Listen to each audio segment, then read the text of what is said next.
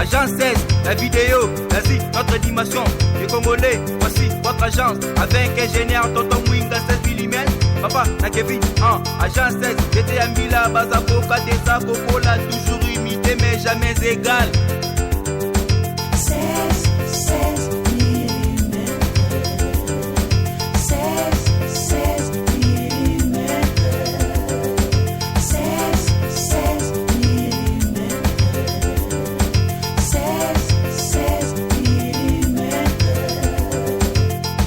Réalisation, clip vidéo, théâtre et cinéma, publicité, documentaire, magazine, reportage mariage, reportage d'aide et émission.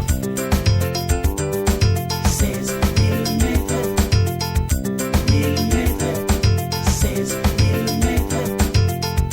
mm. Balandia Info 16 bino baye bomesana kolanda émission na biso oyo tomesana kokutana chaque semaine boyebi ba actualité elekaki ebele na mboka boyebi ndenge tosololaki ebele semaine oti koleka mais ndenge tozo clôturer semaine na biso oyo toyambeli bino oyo papa oyo botindaki biso toyambela bino donde balobaka toye nde toza boye toye na océan toye kotoka na yebite so toloba bassin to cantine ya mai oyo toye kotoka awa na kati émission oyo bokoyoka ba vérité ebele pona mboka na biso yango ndenge bolobaki toyambela bino batu oyo bayebi histoire ya mboka na biso bien toyambi pona bino lelo Papa Wasambula. Voilà. Papa Wasambula na ye toyeba kosolola makambu ebele pona mokolo ya lelo. Wana na kembangu kopesa mbote. Bonjour Papa Wasambula. Bonjour Papa Nangai. Bisouva biso topesa kambote meyo meminga kaka na munoka bapaya. Mbote Papa Nangai. Voilà. Nazongi siko na munoko na biso yenge. Yenge Papa. Voilà Papa Wasambula lelo toye epana yo ngana zo benga yo océan po tozo toka oyo ndambo na biso ya lelo po yo baokoka kosilisa yo na mokolo moko te. Papa Wasambula, question ya liboso oyo etungisi bandeko na biso na mikili oyo bameka kolanda biso na émission na biso. Question liboso eza boye. Nzambi ya mpungu elingi koloba nini soki mutu alobi nzambi ya mpungu? Matondo mingi Papa. Premièrement nakopesa non ba téléspectateurs nyonso mbote. Surtout ba oboso ko se disposer liboso ya ba internet pona kolanda mabombami. Alors pona koloba j'espère que nakoki kopesa bino pe moi muketem c'est là concernant ba demande oyo papa na biso azali kotuna ngai. Ezali lokola découverte. Donc découverte ezali action de découvrir ce qui était caché ou inconnu. Lolenga koyeba mai o ezali akobomba mape kozanga koyebana. J'espère que ngai tata Wasambulwa ba mingi bokotala nga na yebi ke se botala ngai par-ci par-là au monde. Yangwana na sengi bino premièrement bonne compréhension. Et de bolimbisi mingi na teni oyo nazana ngo liboso na bino parce que teni oyo ezali penza ya bisote eza pona ba bilenge nga naza déjà papa. Mais tellement que bande konanga be ko zonga pied levé vraiment be ko zonga pied levé na ibisi bango que non mikolo na ba prière na za ko kangama mikolo kutu nazo ko bimata na dibanda te boye me bande ko ba insisté to sala bon même si tena noiro na lati ezali teni moko ya ponanga présence ko la kisake mikolo na bimi libanda te ezaka ka teni moko ya ndaku na sens wana donc iloko peut to zana kata lupangu to moni pona ko se distrait ko lexa tango lokola tango eposa nezali pasi ndebo moni to zaka na teni ya porte ya ndako bolimbisi na za jeune te na za papa que na se défendre na pona moi ka tenu ezali soni liboso na bino bolimbisa ngai. Alors papa na motuno tuni nzambi mpungu elakisi nini matondo mingi. En tout cas c'est une question qui mérite des applaudissements. Bolimbisi kutu to kona munoko papa ya bolimbisi ezali motuna moko oyo penza esengeli to betero maboko. Pona bande mingi bayeba.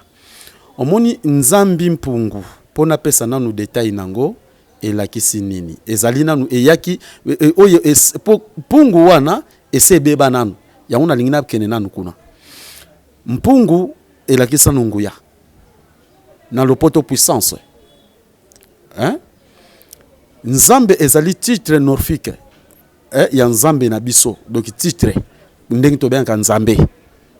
Alors mpungu lelo batu mingi na Congo to pe na Afrika kombona bazali kobanga yango parce que batu mingi musubaza koloba ke pungu elakisi kisi pungu elakisi kisi or ke zalaki nini bakoko na biso na tango ya kala ba misusu baki na nzela nzambe ba misusu pe bazalaki na nzela ya batadi praticien siko batadi praticien bazaki na bizaleli ke soka sali mwa kisi ne moko boye soit maladi moko songolo bazaki na esprit moko ya koloba ke oyo pungu donc pungu elakisi nini oyo ngai ezana nguya oyo ngai ezana nguya ozo comprendre donc oyo ngai ezana nguya donc ya yimpungu oyo penza nguya na nguya donc nguya parce que nzambi pungu elakisi na lingala na detail nango nzambe ya nguya nyonso na mimi mo mulai muke nzambe ya nguya nyonso donc nzambi pungu tulendo elakisi nzambe ya nguya nyonso na français ezali le père tout puissant tout court. Donc siko lelo tellement que bamindele tango baki na évangile pona kokosa biso pona kozwanzela ko déraciner biso na nzela na biso nde bazokosa bakoko na biso otango baki ba jeune o mpungu elakisi kisi mpungu elakisi kisi bakoleka pe boye bamoni batadi praticien pardon bazoteka bakisi babaki mpungu na makanisi bazwi ke mpungu elakisi kisi OK mpungu elakisi nguya kisi na bando bake mpungu elakisi kisi ezana nguya donc le père tout puissant c'est nzambi pungu tulendo nzambe ya nguya nyonso. Voilà, merci. Ba oyo bazalaki éclairé te na likambwana bazui be éclaircissement. Mais papa nabiso. Tango mundele ayaki akutaki biso awa bayindo to bandai ko sambela. Tozui les sous information balobi banzambe oyo nyonso to bandai ko sambela awa eza banzambe ya lokuta nzambe o aleki likolo banzambe nyonso eza Jésus Christ. Okoki ko éclaircir congolais oazolanda biso nini na likambo wana po balobi ke Jésus nde azana nguya banzambe oya biso batikala jamais kozala na nguya. Matondo mingi papa, j'espère que pona bande ko na biso bana Congo na ba penser pe na makanisi na bango nazali pe ko condamner bango te. Omoni presque génération nyonso oyo tango ba ibotami biso nyonso to botami même itato aboti ngai père nga za na 1920 abotami na 1929 papa na nga 1929 mais talaka tata na nga 1929 abotama kia kokuta déjà que bazokumisa Yesu bazokumisa Yahweh bazokumisa Maria papa na nga pa komaki adorateur ya Jésus ya Yahweh ya Maria sans le savoir. Alors ba oyo babota kutu baboti na ngai bango pe badoraka bango badoraka ba Jésus banani koko na ngai ya mwasi abotamaki na 1906 na 1906 tata na nga botamaki wana koko na nga za na 21 bango nyonso basoko komisa Jésus kosanga koyiba parce que Jésus azali otobengi lelo boye sauveur importé parce que balobi na biso que Jesus is the Lord que Jésus azali mokonzi ndenge balobi na anglais Jesus is the Lord que azali mokonzi. Alors azali moko oyo ba memela ki biso pona koya ko chambouler biso na droit chemin ko chambouler biso ko détourner biso na droit chemin. Alors yango eza ko sala ke batu mingi lelo oyo baza ko croire na Jésus ba bengi le tout puissant parce que génération na bango ya Jésus tango ba ko créer nouvel ordre mondial s'établit. Nouvel ordre mondial s'établit elingi kolobake ndenge nzamba salaki mokili bato mosusu oto bengi ba blanc ba ko bongola mokili na lolenge o bango balingi po ba dominer mokili. Vous comprenez? Oui. Yango ba bengi nouvel ordre mondial s'établit ou un nouvel ordre mondial s'établit. Alors na kati na yango mokili ba mindele bazwaki mokano ya ko sala nini ke babi soki totiki esiko biso toza kodomine basambela nzambe ya solo, le père priateur, maître de l'univers, to babenga ye na kombo ya bakoko na bango nzambi mpungu tulendo swati maweja nangila mvili mukulu ona shongo akongo mongali mungu wa mapendo nzakomba nzapa wana ekokoma penza pasi mingi po biso to dominer. Alors faut to pesa bango nanu munoko na biso parce que mondele po à côté ya biso ko évangéliser biso azwaki liboso mokano nanu ya ko transmettre biso langue. Po yeba ki ke soki biso na bango toza ko se comprendre te moyeba ko tila biso évangile ezalité. Nde ba ki ko sala école la liboso awa pa na biso na Congo et ko sala na 1506. Neleko ya roi Alfonso Ier. Nde ba ko sala école ba ko bomana nu papa na ye po yende muto azalaki lokola oyo ba bongolaki déjà makanisi mais tango ko comprendre ba bomier Alfonso Ier tango ko va na kiti na 1506 nde ba ko zwa mokano ya ko sala école. École wana eyaki uniquement pona kolakisa biso Jésus. Donc to se comprendre na langue balongola biso na langue maternelle to banda koloba munoko na bango po biso na bango to banda koyokana nde bakozana na facilité ya ko évangéliser biso. Nde wana sikoyo baye kozwa mokana koloba na bakoko na biso ke Jésus ye wana azali mwana ya nzambe bozo benga nzambi mpungu. Nzambi mpungu kombo na bobenga ngo lisute bobenga kaye Yahweh to die ye mutabota Jésus oyo itoye na ye azala loko azamobikisi na bino. Bosundula bizala bakoko na bino. Botika koguma mela bakoko na bino pe botika kobenga nzamba bakoko na bino za bondoki. Bobanda kobela die Yahweh ye tope Jésus yende mutu akosauver bino. Bakoko na biso balobite mais pourquoi bino oyo boyeli biso biso toyeba kite biso tozali malamu tozali na bolingo toza kokufa nzala te bapesa biso nyonso ya sol sous sol mais bino babi kutu ekobakisama soki bondimi Jésus botiki nzambe na bino. Alors bakoko na biso baboyaki na kati na koboya wana ekomexiko par la force koboma ko maltraiter ko détruire ko kunda bango vivant nde sikoyo bakomi ko imposer na kati na ba village o nyonso oyo nyonso koboya Yesu to koboma ye oyo alingi azwa bomoi esengeli andima Jésus. Ozo comprendre nde siko bakoko na biso bakomi ko banga nde mondele sikoyo soka ye liboso bakoko balubi ke no na bana ndenge boso tambola so bokutani na bampelo bano ba bampelo donc wana basango so bokutani na bango bateyo babin loba na ndimi Yesu lobaka na ndimi Yesu bozo bomoi poso ko boyi Yesu bakoboma yo nde bakomaki bakoko na biso bakomi ko obligé pona ko banga liwa mona biso loba na ndimi Yesu ngo sinoke tikala tina lelo na kati ya église bandibisaka batu Yesu e wutaka seri wana déjà ba 1500 ba 1450 ba e wutaka nzela wana non 1450 exagéré 1550 makambo ne bandi nde yango ko sala ke na côté ya wana ba ko kotsa ngona mito bakoko na biso ke Jésus est le tout puissant. Donde tondimaka na ndimi nkolo Yesu lokola mobeki c'est fimbo nde mutu. Oui, fimbo nde no nimsa makoko na sope zali pacte. Ko sala pacte. J'espère que banda papa bokota ba église bo fréquentant nano yokate ba biso loba na ndimi nzambe. Et loko ya malam bandimisaka yango te. Même ekutoke ko bala lelo mwasi na yo devant l'état na kati ya komi ba yeso te ko loba na ndimi mwasi na ngai na ndimi mwasi lokola mwasi na ngai libela non. Wana ezali pacte moko boye. Oyo baza kosala pona ko déraciner biso na bokoko na biso kokotso ba milimo oyo koki koya kobungiso morali pe makanisi nyonso po koma lokola esclave. Alors le tout puissant, oui, le tout puissant parce que même ici na kati ya lisanga bakuluna oyo azali leader na bango na kati na sanga benke le tout puissant ndenge ke bango bayaki ba avec leader wana parce que Jésus soto koti na détail ya Jésus ezalaka na kijufite.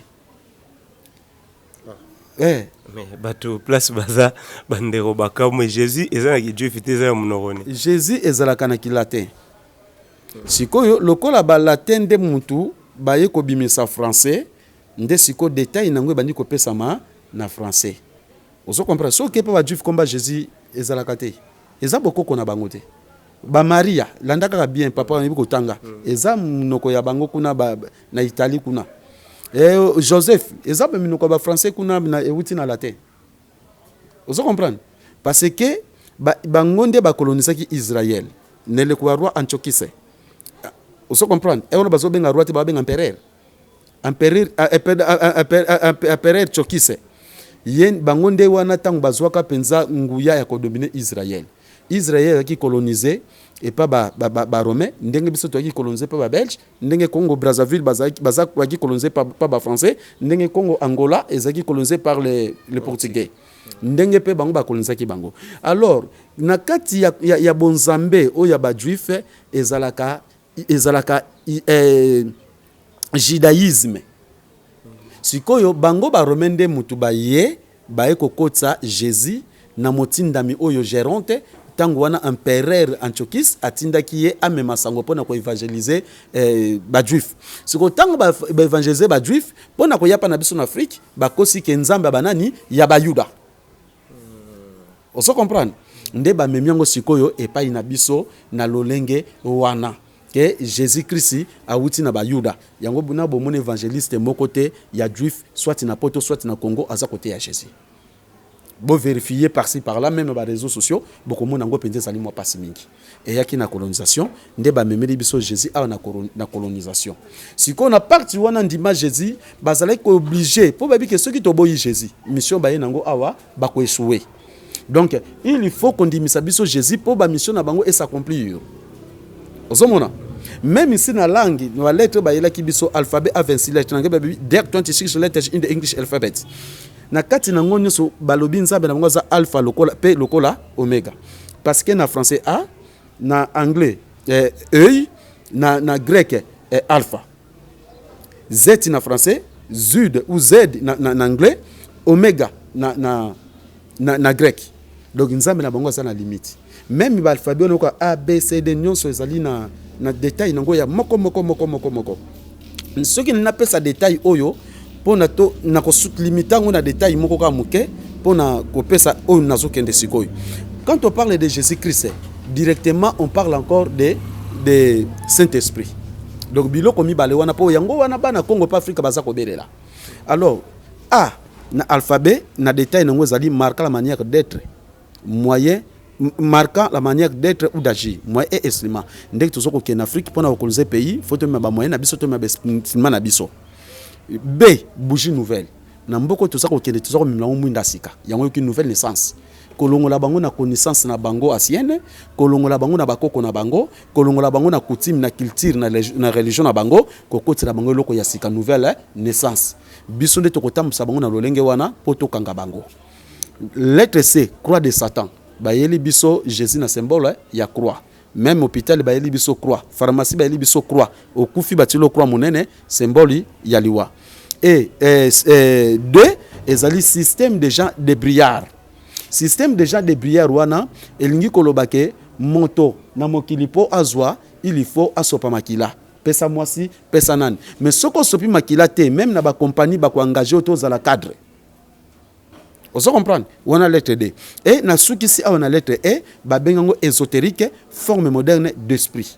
Forme moderne d'esprit wane la kisi molimo oyo wuta bakoko na biso. To bengango mwanda velela, mpe valongo to molimo nzambe. Bango bayeli biso ST esprit, Saint-Esprit. Donc Saint-Esprit wana tango bongo na ST wana eza ko pesa direct eza en sigle na détail nango direct Satan ST. Esprit satanique. Mais en anglais de sonaka de satanisme spirit. Esprit satanique. Yangonde eyekati na biso. Esprit satanique eyeko chabiso sous égarement.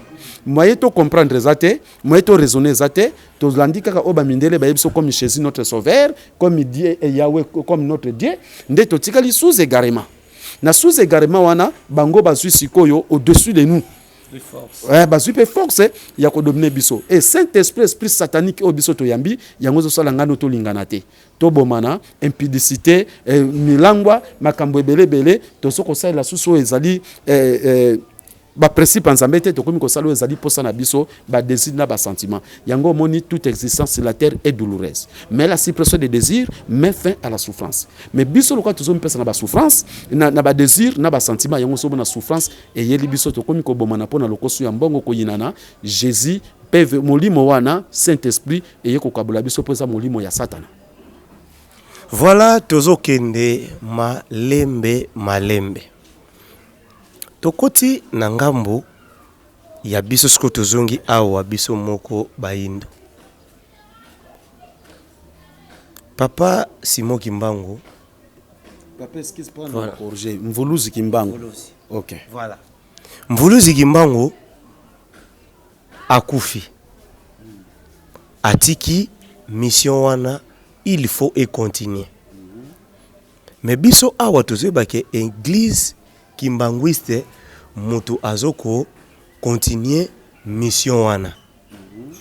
Mais dernièrement tozalaki awa na betando ike tumonaki église kimbanguiste yango lisusu oya biso ekomi nango kokabwana ekomi kopesa ba prophétie oyo ezosalema te. Donc c'est que tozana kobunga na biso moko na ndenge ya bayindo tozali so ya kobunga na ndenge ya bamindele ukoma Matondo mingi, j'espère que moni église kimbangiste ezali église moko bandeko mingi balandanga idasi na pesa ba détail nango. Omoni na nous premièrement kimbango yo mona ka batene misawana asa kimbangu te. Mona zulanga na nu photo ya kimbangu na ndako.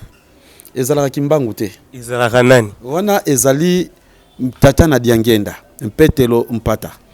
Moni moito bimisa ba détail musute po bandeko mususu pe kaka baza ko panza sango baba papa asambula bomba na basekele. Et avec le temps tokosunga bandeko ba yeba mena na laksa batu kimbangu yebisa ayela ngana oyo meshe petio aza ko convaincre ye bavandi boy na kiti. Omoni bamindele pe wana ezalaka photo kimbangu te ezalaka dessin.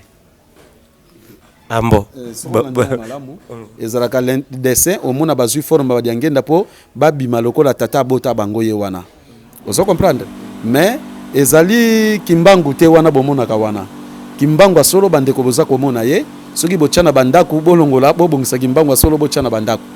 ndenge nazoyebisa bandeko nde batia photo ya Jésus ba chrétien ebele balobaki wana Jésus pete de na côté ya Jésus pe awuto lobango nazana be preuve prochainement bokocha yango ye moka wuti kolobake aza anglais Robert Powell c'est moi 1977 alobi bolongola ba photo nanga nasalaki nanga business bolongola ba photo nanga bosambela nzambe na bino ya solo nazana be preuve yango. Alors oyo nanu ezali mvuluzi kimbangu, j'espère que papa akoti kozwaye mvuluzi kimbangu ye bomoni mondele aza ko convaincre ye parce que yende mutu ayaki kobimisa sekele ya Jésus nde bakangaki ye siko baza ko convaincre ye akende koloba Jésus comme sauveur pour ba libérer ye nde mvuluzi kimbangu lobi boye malamu kutu ngai na kufa ke ngai na bimisa na loba ke Jésus sauveur ngai moko na bika bongo Afrique pe Congo mbaba bunga libéra. Non, faut la vérité. Bon, moni véritable kimbangu yewana baso ko fait pas monsieur Petillon belge. Wana kimbangu aki sous également na kati ya prison na Lubumbashi. Osa komona. Alors oyo tolongoli sikoyo pona komone penza bien yeyo état de prisonnier. Kimbangu état d'un prisonnier. Kimbangu yeyo état d'un prisonnier. Véritable mvulusi kimbangu boluka ba photo na ndebo chana banda kuna bino kimbangu nde yeyo. Kimbangu wana ya dessin o basalaki pona kokosa biso ye azalaka kimbangu te. Ok, matondo bike kokamwa nano na mona photo ya kimbangu ya jeune boyete bandeko na bite soki bino bomona yango mengai eza première fois na mona photo ya kimbangu ya jeune na mona kaka oyo ya papa ndeko soko ede biso yo moko komona te ke papa état de prisonnier mvuluzi kimbangu za na santa azalaki na ngwana pe na liputa na kati ya prison jamais. Wana zalaki autochtone na kati ya Bakongo nde omoni na kutimi ya liputa wana ozomona muto aza na prison ko na santé wana te kimbangu ye wana sikoyo bamindele pe baza na film yango véritable ya kimbangu oyo sikoyo soki baza film ya kimbangu oyo nde baza ko lakisa ndenga za bo jeune boy sikoyo soki ekomi na ndenge ya pakwa lata liputa ekomi mbala moko mousquetaire omoni mousquetaire to benga na ningala Tintin nebite Tintin ka lingala be français Tintin eza français donc na français aventurier ndakomi lokola Tintin babombi image pour véritable kimbangu oyo balinga ko lakisa te parce que kimbangiste est église créée en 1937 par les Belges. Oui, bazui diangenda botam na 1918 na 3 ans na ye bamindele babokoliye sikotan babokoli azui mayele balibi yonde tokosala no ba faire tokosala lingomba yo okobima mona kimbangu pe bozaba na kimbangu bokobima bongo ke bozaba na kimbangu okosala église wana okocha église de Jésus-Christ la terre par son envoyé spécial kimbangu to ba photo ne so bimisa ki ya tata wana tango bato bazomona bakona bayoka kimbangu tata na nani na diangenda nde sikoyo yo tokopesa bomengo tokosala nyonso pona esengo na yo pona avantage na yo nde na 1937 baye kosala sikoyo église kimbangiste. Ozo comprendre yango zomona bango basambelaka tata mwana molimo santo catholique yo kokolonize biso tata mwana molimo santo donc ezali catholique ya Congo pona avantage ya bamindele. Donc eloko ekangi siko lelo Congo pa Afrique za kimbangiste. Kimbangiste soki babimisi bosolo Congo ekangolami. Oui. Pe kuna kimbangu azate. Kimbangu aza kuna te. Épreuve bokene na maya kamba bobika lisusu. Boyoka subi bembe bakie kuna balamuki. Boyoka su koka ke kuna telemi. Baba ke kuna parce que kombo na etikala parce que kimbangu avanda ki na village de Kamba. Na kati na village de Kamba esika molimo nzambe kitela ki na 1918 akima na Kisasa. Après na 1921 molimo ane landie nda ekozonga na mboka ya Kamba. Dès le 6 avril 1921 mvulusi kimbangu abandi kobikisa batu bakoka bababa bavegle bawei kolamuka esika na lokola salaki misala nde bamindele pe bazumo kana kotonga église ya monene kuna ko Tchad yangenda kuna po babake yende kimbangu atikela misala po soi-disant que Jésus nde mutu apesaka nguye pa ina kimbangu pona kozwa moyen ya ko endormir biso. Donc histoire baloba ke kimbangu abotate c'est que histoire vraie. Kimbangu abotate histoire vraie kimbangu na zanango abotate na yebi tata komba tata ne mama na ye clan na ye babota mi 4 ya za kade bakomba bayane nyonso na badati na bango na zanango même idati okambe pesa kabino kuna kimbangisa ba 1989 1989 te. Donc famille ya vrai kimbangu batikala ko participer na makambo ya nkamba te. Batikala ko participer na makambo ya nkamba te parce que soka mika telemisa mutu papa to bomba basekele. Merci tozo kende malembe na lisolo tolobaki oto ya mbieza océan doto wa aussi sango lelo te malembe studio to toka katini lelo na ebité to toka bassin lelo na ebité. Papa sikoyo est-ce que eza possible que mutu akokiko kimbangu le vrai kimbangu akokiko s'incarner abimana nzoto ya mutu mususu normal boy? Bon, d'autre part pour na sekele wana donc na ebi ke mvulus kimbangu physiquement ne plus. Incarnation mvulus kimbangu est spirituel. Parce que azasusu nzoto te spirituel. Donc incarnation eza kolobanini. Omoni tango ngai mvulus kimbangu abimeli ngai. Ndenge na wute ko beta no solo avato le kana émission na botami na famille pauvre ya basse classe. Pauvre et malheureux. Est-ce que vous comprenez ngai? Ngai naza kade. Na botobota na libota ya 4 personnes. Ngai naza kade. En tant que kade, na ki pauvreté na biso, ngai na koma kiti na niveau ya kotambusa boudin pona sunga libota na ngai. Vous comprendre? Na tambusa boudin na babalabala po o eza parcours na ngona bomba ngo eza te.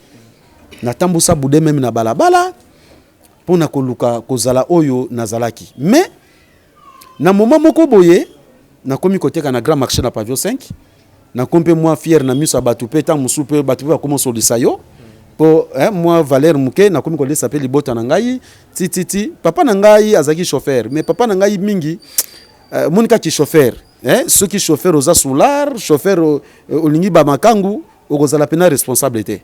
Omoni souffrance na papa na biso tazoka des infâmes papa msamona na kate mais biso na ki pauvreté ngai en tant que cadet naza ko bunda pona libota bongo na bongo mais ngai mutu nazo bunda pona libota mvulus kimbango ko bimenanga alobi obota maka posala te pote kate do banana à l'âge de 6 ans déjà misala nge bandaki banana à l'âge de 6 ans déjà ngazo sakola pona ba famille makambu nyonso naza ko sakola et épreuve kutunga na quartier na ngai na kolaki ba boti nga ba pauvre ba bando so na ba objet classique ba nini beza quartier wana siko na kozanga koyeba bazobenga bon samaritain pona kola bongo na l'âge de 6 ans déjà nazo kola bilembo malamu makamalamu nde na âge ko pusana mvulus kimbanga bitango ekoki ozasu mutakoteka te ko satika bina sa pauvre bona ko vi abi okozala bongo yo botama ki posala musalanga na salaki donc apparence nous ali po obiki sabato po la ki sabato nzela onga na salaki okozala kombati batu mingi soki baye ko lukayo bazwi bisengo bakosundula yo et lelo na sana be preuve batu même na poto par-ci par là même awa moto aye papa nazo sala teni soka zu musala sondoli ngai mutu mususu to vandi botiti mutu to mesani a meseni ngai pona zalaka moni ndenge na yambaki bino tango a meseni ngai tozo surane malamu après akomi komona nga lokola eloko pamba akomi ko exagérer ne ko exagérer na soko yebisi vérité a moninga lokola mabe or que mosala nzambe il faut que zonsa mutu na nzela ko pesa vérité mutu malade soko abiki na poto monde entier États-Unis par-ci par-là ba malade ndenge na ndenge ba sida mususu bazolonga na poto kuna na France kuna hôpital malade ya kokite ba ye na ye mbango epa na nga même jour a telemi azongi ozo comprendre mais soki babiki babwaki ngai ozo comprendre na kome kutu na déception ke na yamba kasusu batute neti dernièrement awa maman moko awuti kokufa mwana na ye akotaki komala ngai kokufa na 3h du matin na 2h30 bavana kimbatse ke utosala ma dimanche mama wana ina mwana ne pa na ngai awa kokoma na porte lupangu madame na nga soko fongola mbala moko mwana na fongoli misu tango na recevoir ye mino zaka kama misu ke tikali boye na ezaka samedi et vendredi na 23h ya samedi nga na ebisi madame bima na chambre ke ela na chambre mususu wana na bana lobi nga na ko bima libanda te na kozala awa botikila nga biloko te na komela pe maite na kangami dimanche mobimba wana lundi na bima mama ya mwana akufelaki mwana wana wa yake na mwana pana ngai directement aye lisusu awa oh nini oh no mwana za malamu mama na ngai abelaki maladi moi fièvre ka samedi na butu dimanche à lobby ake na hôpital kaka na quartier wana directement liba traiter à lobby pa munga ke ko traiter ngai te ndenge na zaboye nazokufa na ngai parce que mwana na ngai ya mwasi akendaki na koko na ngai epa ya tata wa Sambulu na lingo epa papa wa Sambulu ka tukur siko papa wa Sambulu tango to abandi ko bonde apane to bundi na papa wa Sambulu na kokiete ngwa bomi ngai mamango akati motema donc tukur mona ni ke mtaki na sima mwana wana oso comprendre mais famille wana na batole ba discerner ba yininga basoka na ngai oso comprendre papa na mosala on a eu ba déception j'espère que poto ça no émission moni ndenge na hésitaki pona tei batu na lakisi batu mais batu bazana na ba sentiment na ba désir oso comprendre alors mvulusi kimbangu oyo ayaki ko bimela ngai wa Sambulwa aye ko telemisa ngai na sala mosala oyo alobitika kote katika kosala ndenge na zabo na teka kate na sala kate mosi na ngate kata sala kate alobaki ba oya ngai nde bakosunga yo kosunga bango na molimo bango bakosunga na musuni mais na musuni yango papa basunga ngai pasi mingi mais lokola futanga ndenge na ute koloba na yo bana na nga nyonso mwana moko tabelaka kisi mwana moko tazwa tonga mwana moko ta aspirine biso nyonso tozali malamu mingi na conclure sikoyo na ndengo tunaki ngai okoki ko répéter ponde na kemulai na koko bosana na kupesa ngo sikoyo na lobaki boy mutu eske eza normal lelo ke mutu akoki kobima lobi ke kimbangu asencarne akoti kati na nga nazosala sikoyo ba œuvre ya kimbangu impossible ekosala mabongo te na pesa nsoko kutema pona kenai na détail pona pesa ngo nde na bunga ki mukiango na tuna ki lisusu eza impossible kimbangu était un homme comme nous. Vous comprenez? Mai na makila nzoto abotamaki na tata na mama. Oye esalaki na kati na kimbangu ezalaki molimo inspiration venant du Père Tout-Puissant. Donc mpeve ya nzambi mpungu tulendo. Kati na mvulusi kimbangu nde sali misala. Tango mvulusi kimbangu akufi elakisi ke mpeve wana nzamba retirango parce que chaque époque nzamba ponaka moto. Parce que avant mvulusi kimbangu mama ki pavita zalaka. Bakoko na biso panzunzinga bazalaka bakoko na biso bavitankanga bazalaka bakoko ntsaku bazalaka donc molimo wana sikoyo yango nde kimvuluzi kimbangu te me molimo esalaka na kimbangu yango lokole kufaka te nzamba kopona moto oya mibongisi po achango kati na ye po asala misala kimbangu asalaki. Voilà wana bozana réponse pona incarnation ya kimbangu. Papa, est-ce que okoki koyebisa biso yo moto Simon Kimbangu amimonisa mvuluzi ça to pesa détail Simon mona tanga botami azako kola tellement que akotumboka déjà ezaki christianisé nde ba mama bazomeme na misioni nde bandoko benge Simon sikoyo tangu mvuluzi Kimbangu molima nzambe kiteli na 1918 manifestation ngoza na 1921 aye ko comprendre que Jésus ba mari eza bonzela na biso te ba kombo wana nyonso eza ya biso te nda longo na komba ba étranger na nzamba ba étranger donc kombo na ye ezala kan tswadi zikimbangu donc kombo na ye yangwana donc mvuluzi tel que notre sauveur mvuluzi kimbangu aza prophète te nde ba benga prophète soko ke na Bible botala mosala Esaïe bokene Esaïe chapitre 6 obandi 1 banda kolanda Esaïe ya watindeke pa bikisa bana Israël toi memela bango passe bolandango bien de on nous soko ba prophète wana ezali banganga kisi ba charlatan kimbangu azalaki ntumwa na otobengi na lopoto envoyé ya nzambi mpungu tulendo pona ko sauver biso qualifié comme notre sauveur. Siko yango somo na Congo ba prophète ba telemi belé tala misala na bango ko bima na basa bato ko senga ba mbongo makambo belé yango somo na mboka na biso ebebi kimbangu kombo prophète wana ezali kombo ya ba charlatan ya batumwa batinda nzambe te motinda nzambe azaka envoyer. Voilà. Okay. Siko mission oyo kimbangu apesi yo o sauver o sunga bato na nzoto na molimo et puis bango na retour basunga ata ya ndambu na musuni. Mais sikoyo ndenge mboka tozokende so totali bien mboka eza hymne national eza Jésus na mboka presque mobimba. Est-ce que papa molimo ya kimbangu ya mvuluzi kimbangu eza capable na moment oyo tokomi ya kokangola mboka oyo po mboka e comprendre nzela nini oyo ekoki kolanda? Matondo mingi papa soki tozoba molimo atata kimbangu nde en tout cas soki ngape na zongusika na lolenge wana eza lokwa nazoko tshaba ndeko nanga na confusion molimo atata kimbangu te me molimo ya nzambe oyo kimbangu asambelaki. Voilà. OK. Alors Congo na biso pona kokangola mamoni mvuluzi kimbangu mission batindaki ye pona ko libérer Congo pe Afrika. Bakoko na biso baboyaka koyokela ye yango Congo pe Afrika etika na boloko na musuni pe na molimo. Nde molimo wana eza kosala kati na biso pona tolanda maya mvuluzi kimbangu ndenga salaka pa bakoko na biso pona génération otokoma libre. Eto zala libéré.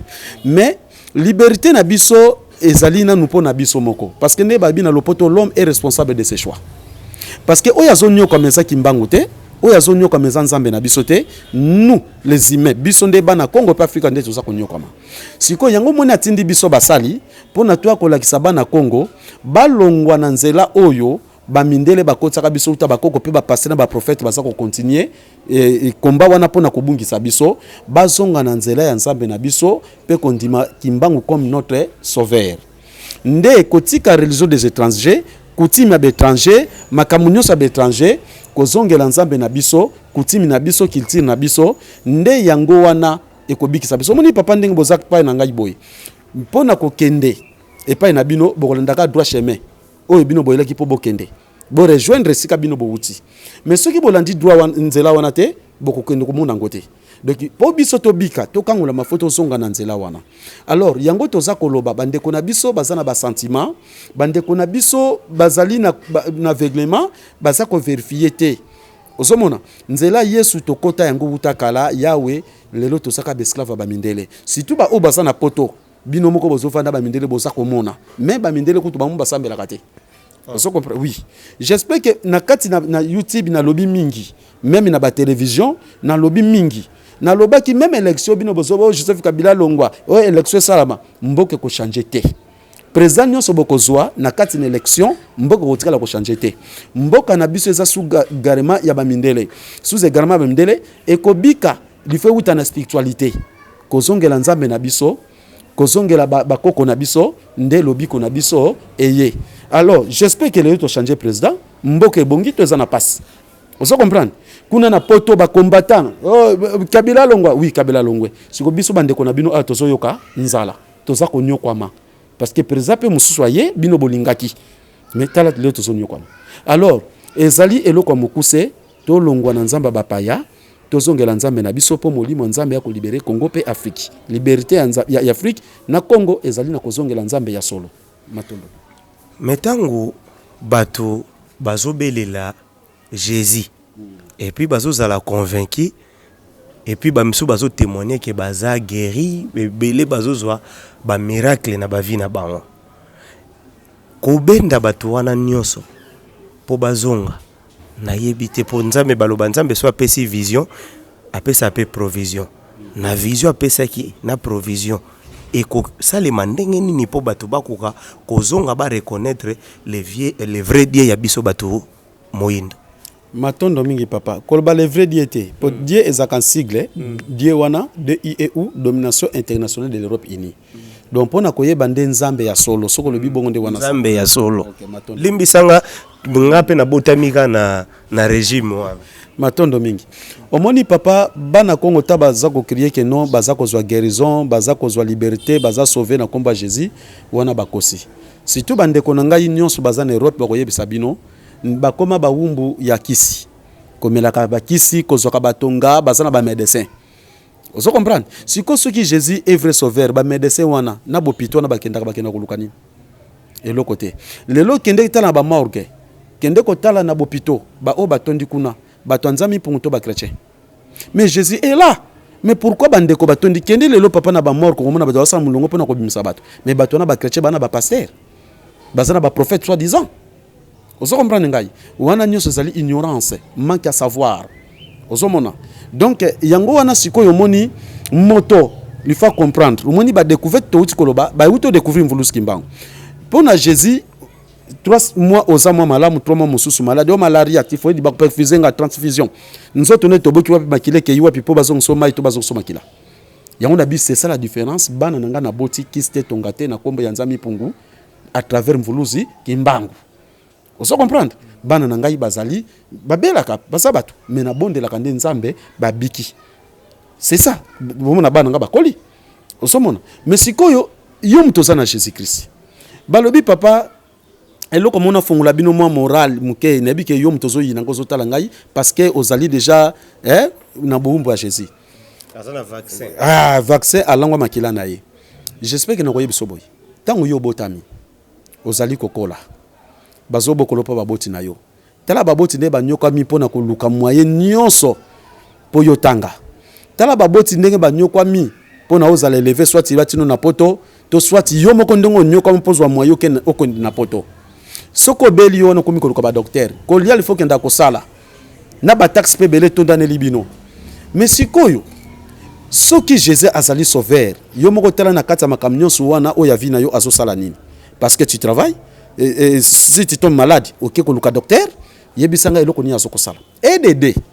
Balobi Adana Eve basala kalisumu ndeliwa ekote libiso. Nzambe lokola zana bolingo atindi mwana na likinda akufela biso pona masumu Adana Eve basalaki. Soko Adana Eve nde baba koko na biso. Basalaka masumu yango liwe kotaka. Lokola Yesu akufela masumu wana, liwe fe sala nini? Mais pourquoi les hommes? On se comprend. Wana se zali na soko tchabine na compréhension na savoir état de l'esprit qui sait connaissant juste des choses parce que bato bazana conscience ne se rend pas compte clairement des choses bato ba comprendre parce que découvert action de découvrir ce qui était caché ou inconnu. Donc na kati na Jésus lobi ko ezate tala kaka maman mwana no pas comme na 5 ans au tamboli combien de jours l'hôpital pour na mwana wana siko soki Jésus azawana na bopito kenda ko sala nini landa bien. Pour moi, non banda ko lia banda ko tanga yo mtozo souffrir eza Jésus te. Siko ceux qui eza Jésus, yo kanisi pona Jésus. Siko ba chinois bazana Jésus te. Hein? Bazoko vivre ndengeni. Bazana ba bouddhiste. Ba indé baza na hindouisme. Siko Jésus te mtasala katila bo moyi wana zo pesa bango. Alors vrai bomo ya solo bazongela nzambi pungu. Oto bengi na Kasai kuna maweja nangila mvidi mukulu, to bengi na ese kuna Mungu Baba, Mungu wa mapendo, kuna na Equateur kuna to bengi nzakomba nzapa. Na bateter to bengi onya shongo. Na Afriki mobimba to bengi nzami pungu. Mais so to kena ba dialecte, so to kena ba malien yeren koyi, to kena ba sud africain kuna tikso donc ektichera. Donc to kena na Zimbabwe kuna mukulu ektichera ye wana ndi nzambe ya solo biso to kosama na ngato bengi nzambe yangu ya nyonso. Na lobiko ya solo ndeza pa na ye ngana zana ngana bomengo mokili te mais bomengo na ngai monde entier eloko oyo wuta ba prophète bazala même ne le kwa mvulusi kimbango kambo salamate obote okolisi bana ba 23 à 24 amela kista zwa tongate aza envie aza ko vivre à bonne santé ce n'est que moi alors pona nzami pungutulendo na nzela mvulusi kimbango. Voilà tozo koma déjà na suka ya émission na biso tokomi na suka lelo tokuti papa na ba condition off aller pas tout ça l'émission mais andimi quand même tout ça l'émission doto ko bando ya kotoka ndambo wana na pesi mbote pa papa Lema na France papa soki mwa bambote ezali pona suka émission lelo matondo mingi premièrement nanu bato nyonso bazana posa ko rejoindre ngai numéro na ngai ezali 00243 89 034 31 12 na suka na bandeli 00243 89 034 31 12 wana ezali WhatsApp mais pona kozonga na WhatsApp ezaka passe tamsona na ba visiteur wana ezaka na tablette ezaka passe mais pona ko rejoindre nga na portable na zanango air nyonso to so na posa sona WhatsApp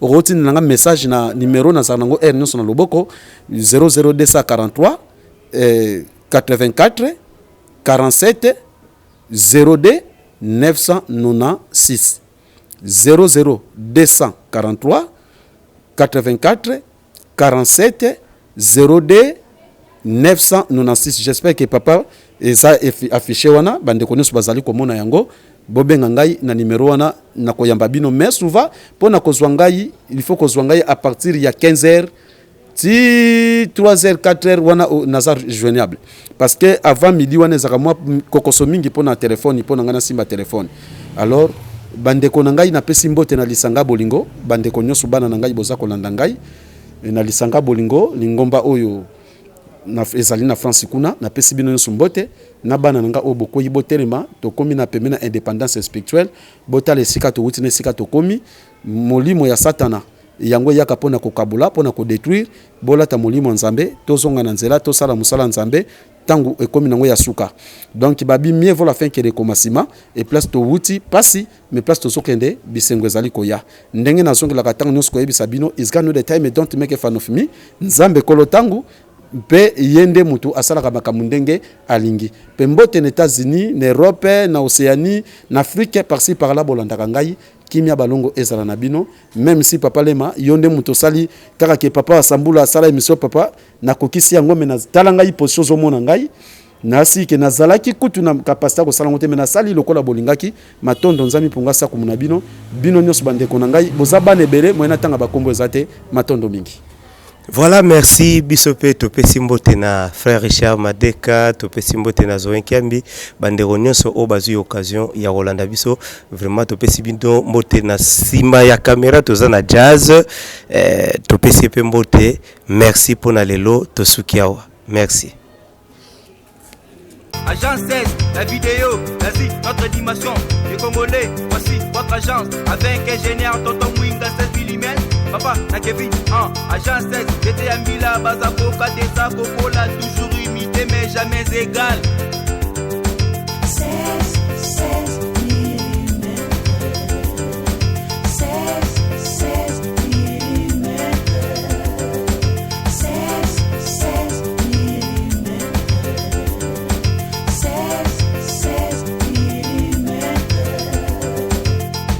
Réalisation, clip vidéo, théâtre et cinéma, publicité, documentaire, magazine,